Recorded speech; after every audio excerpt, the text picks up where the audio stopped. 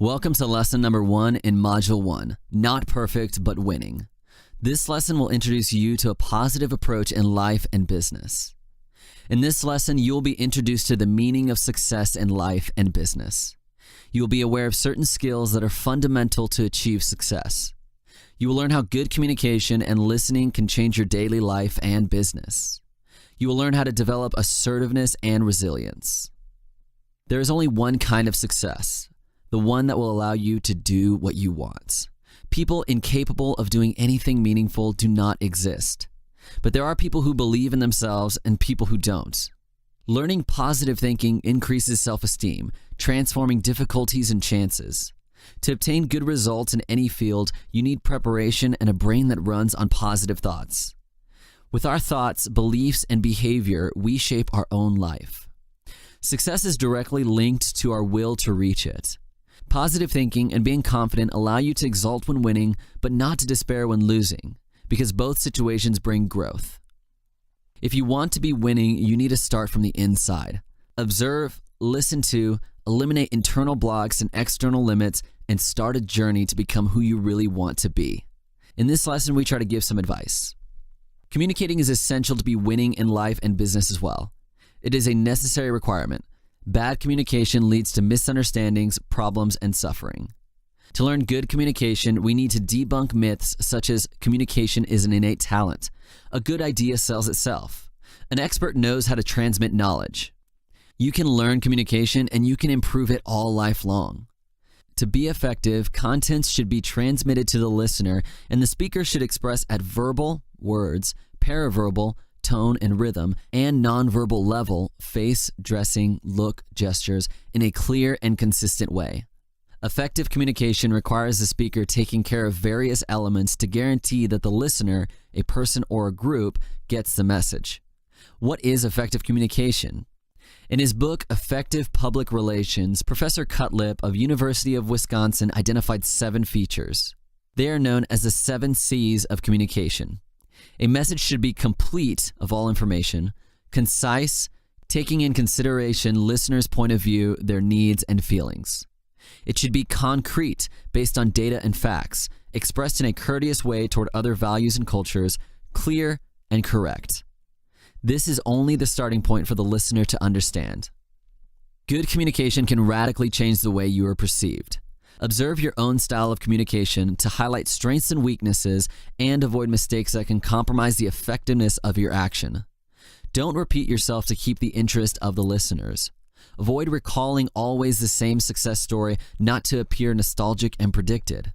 Don't use too many examples, lowering the conversation. Don't interrupt. Don't open too many parentheses, losing the meaning of your speech. Don't use jokes or sayings that could be gross and embarrassing. In business, you need to be assertive. Assertiveness builds good social and professional relationships. With a clear and effective style, assertiveness helps promoting your ideas without taking advantage of other people, nor giving up your point of view. You need some key elements: sympathetic and active listening, self-confidence, lack of anxiety and prejudice, trust, clear and open expression of your feelings. Assertiveness differs from aggressive style, self-affirmation, ignoring other people's wishes or needs. In an assertive communication, social relations are considered a way to share ideas. Also, self-esteem, clear objectives, and being positive are important. Finally, being able to say no, which doesn't block relationship, but is a way to give a clear and strong image of yourself.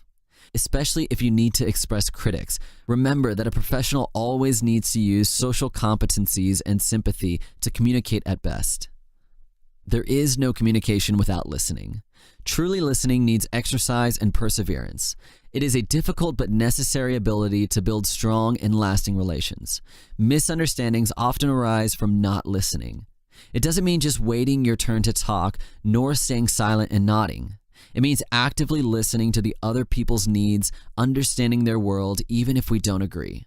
Not judging nor interrupting and being open during the dialogue will make the other feel understood and free to express their feelings. To check if you have understood, you can use expression as, "If I understood correctly," and repeat the words of your speaker without adding your interpretation. The speaker will feel welcomed and encouraged to trust you. If you want other people to listen to you, you need to start to listen to yourself. Let's just stop and be silent for a while. Let's listen to the inner voice that is always guiding us. Resilience is the ability to overcome difficulties, conflicts, stressful, and traumatic events of life with energy and positive approach to obtain personal enrichment.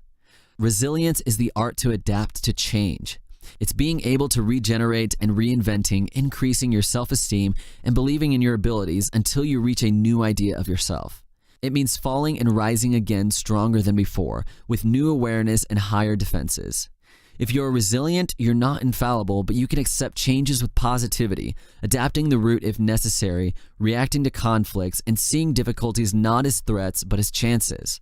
To be resilient, you need the effort to be active and not afraid of labor, the control to modify your strategies and not be at the mercy of external elements, and love for challenges, to see changes and obstacles as incentives to grow and improve. Positive models in life are very important. Successful men and women who started from disadvantaged conditions are often used as role models. They can be part of our life or be known through books, TV, and radio.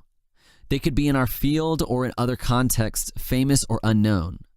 A role model is someone whose life inspires us so much that we want to emulate them. Learning by emulation is effective because it enables development and improvement, analyzing success, obstacles, behavior, and choices. Models should have educational function, not of comparison, otherwise you risk to feel not up to them. You can have more role models if each one has something to teach you, but having too many could make you lose focus. If you found yours, next steps are knowing their story, observe their behavior, understand their strengths, and try to make them yours. Today, enterprises and jobs are always evolving. Having technical competencies is not enough. More important is to have other kinds of abilities that really make the difference. We anticipated some to you in this lesson. Others are recommended by the World Economic Forum in a list of 10 skills to be successful in the business world. Among them, negotiating, elaborating and expressing opinions, making choices, acknowledging your own and other people's emotions, working in team, managing resources, problem solving, critical thinking, being flexible, and caring. These skills can be innate or learned and are called soft skills. Employers require them because they make staff working in accord and collaboration. With specific soft skills, each worker can feel part of a unique project. They should go with hard or technical skills, specific abilities required in a business context. And now that you're on your way to be winning, let the others know everywhere. Make a brand of yourself, taking care of your public image online. Choose the apt social network and then keep your account updated, choosing quality content and a gentle but assertive style. You decide what to show, and in this way, you build your new public image. Now take the first step. Good luck.